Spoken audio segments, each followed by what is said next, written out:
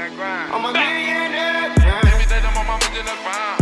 Every day I'm on my millionaire grind. Every day I'm on my millionaire grind. What's up, everybody in this great city of Memphis? You know what? I figured it was time for us to sit down and have a man-to-man conversation. Why am I saying that? Man, the first time I ever felt the transition from childhood to manhood is when my dad sat down with me and said, "Son, we about to have a man-to-man conversation." I knew that at that moment it was time to transfer from him just telling me stuff and giving me direction, but he was ready to start giving me insight because he knew I was at the age where it was time for me to start making my own decisions. So what used to be him just telling me what to do, it turned into a man-to-man conversation where he was willing to listen to me. He was willing to give me information so I can make the right decisions and not just tell me what to do. And I think we're at a place now. It's time out for people telling us what we need to do. We grown. It's time out for people telling us how the city should look. We know our city has a reputation of every man for himself. Instead of collaborating with people, we always see the need to compete with people. I always say to myself, anything you want to see, be it first. So I decided to go ahead and do this. That's why I connected with my man, Ernest Field. I love what he do. He's a master of his craft. I said, you know what? Let me not stop doing stuff on my own. If you see somebody that's good at it, connect with somebody else that's even better at it. That's why we're collaborating on this man-to-man podcast, because we got some nuggets we want to drop. I want to start with this conversation thinking about it. When you're hungry, man, information is all around you. You can see it on a billboard. You can see it on a TV commercial. When you're hungry, the information jumps out. So hopefully I'm talking to people that want something. You go to sleep with a dream in your heart. You wake up with passion, because if you want it, there's always an answer for those that are trying to figure it out. And that answer is out there waiting. And I want to have this conversation. I usually pull inspiration from TV shows, from movies. I want to pull inspiration from something from the Bible. And it's just real quick. You guys probably know the story about the prophet that came, and the lady, he told her, go fill the jars, and she filled the jars. And then he told her to sell it, and she sold the oil, and she was able to take care of her and her son. But something about this story, after she started taking care of her and her son with the oil the prophet told her about, the Bible says the son fell ill near to death. Now, the same prophet who gave her this idea to start this business and she living good, her son got in trouble and was about to die. And she came to the prophet and said, what is that you done brought into my life that now my son is damaged? Ain't that something? As much as you do as a man, anytime something go wrong with the children, they try to blame you. What is it that you've done that now my son is sick? And the prophet took the son by himself. He went up in the room, he prayed with him, and he brought life back into her son. Man, this was the turning point. After he brought life back into her son, check out what happened. The Bible says, now the woman said, I know that you are a man of God. Wait a minute. So you mean providing for you wasn't enough? Helping you start your business wasn't enough? Giving you a strategy wasn't enough? The reason you know I am valuable in your life, because I put life into your son. Imagine what will happen if we as men start mentoring some of these young men and putting life back into them, putting them on the right track. That's when people will know we have an effect on this culture where it's not just about making money. It's not just about starting business, but now we're changing the culture. But I found out the biggest thing that happened, we have these catchphrases in language that we deal with now. One of the biggest catchphrases in language we talk about is self-care and trauma. Everybody has issues that they had when they were growing up. But what if some of this stuff that we call trauma was actually training?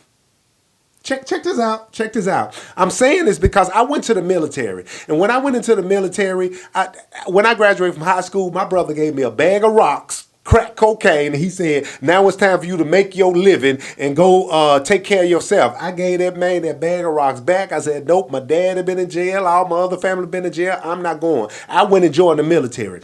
I joined the military because I was trying to get away from the life that I was in. And I went to the military because I was trying to build a life for myself. I wanted to see the world. All right. I get off the bus at the military. First thing they do is start yelling at you. Come on, get off the bus. Move over here. And they had this conversation. Right now, I own you. I am your mother. I am your daddy. You do nothing unless I tell you to. And it was traumatizing. To some of the guys around me, they were in shock. But I was there for purpose. What they saw as pain was purpose for me. I know what it feels like to be yelled at. I know what it feels like for your life to not be yours, for you not to be in control of yourself. But they saw it as trauma. I saw it as training. This is the thing that's going to give me the discipline. This is the thing that's going to turn me into the man that I want to be.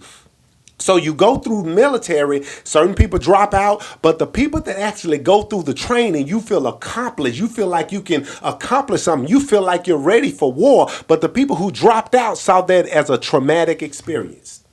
What if the difference in training and trauma was purpose? What if you have a purpose, you know people are going to talk about you. If you have a purpose, you know people might try to sabotage you. What if once you have purpose for your life, the things that tried to kill you actually start giving you life? Well, what if the things that were against you, instead of it weakening you, it actually made you stronger?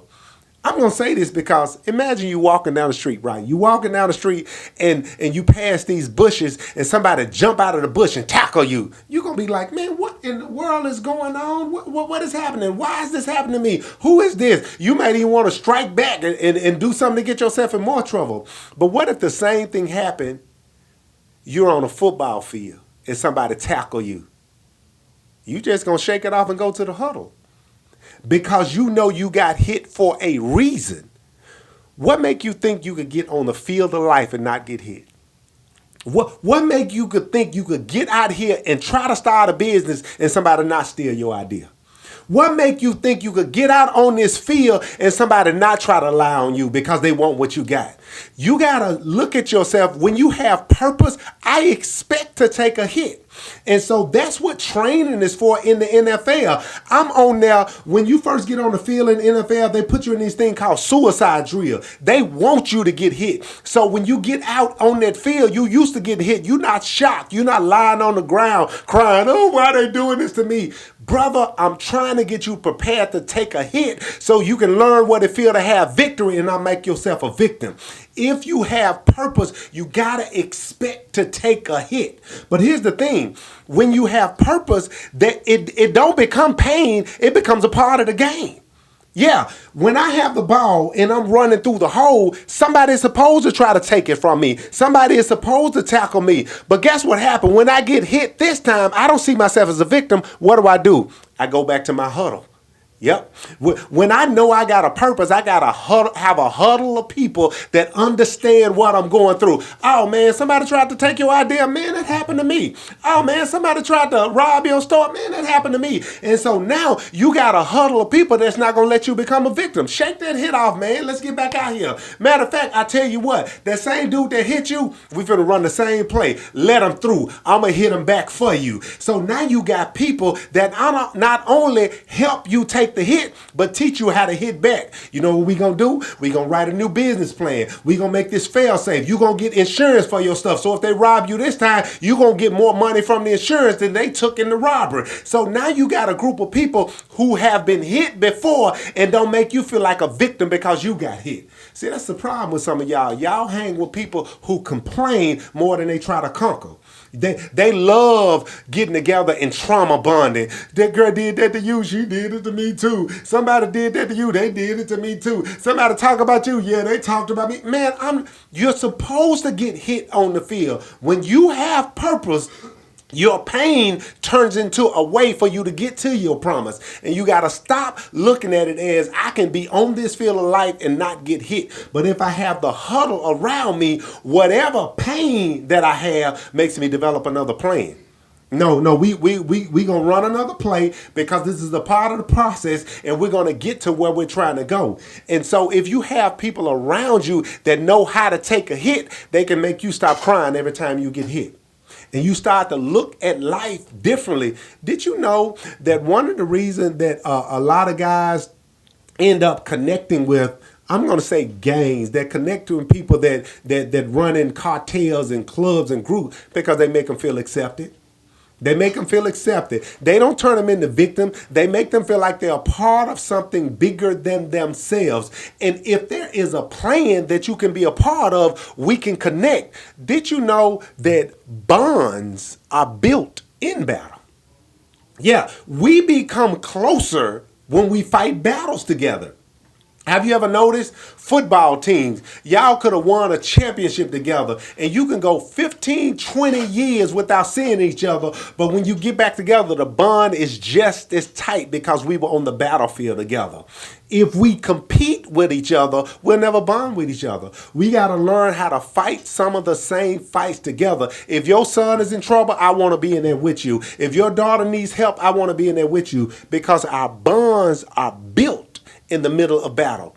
If we're not fighting together, if we're always fighting against each other, we're more skeptical, we're more paranoid. But if we find a common goal, we find a common ground, we find a common battle, what that does, it makes our bonds stronger.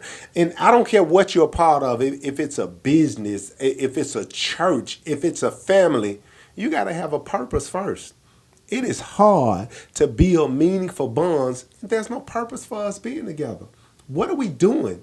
We need a vision first. Everything starts with a vision. So I would challenge anybody.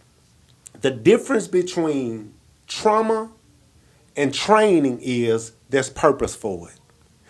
Trauma, I feel like that stops me. I can never be what I want to be if my daddy wasn't there. I can never be what I want to be if somebody lied on me. I can never be what I want to be if somebody did something to me. It's trauma then because it's stopping me from being who I want to be. But if everything that happened, I learn from it, it's training then. Oh, this type of person, they lie. This type of person, they want what you have. And I get to recognize and set up the team around me and set up the boundary that allow me to get better. Everything should not be seen as a loss. Some of the things are a lesson.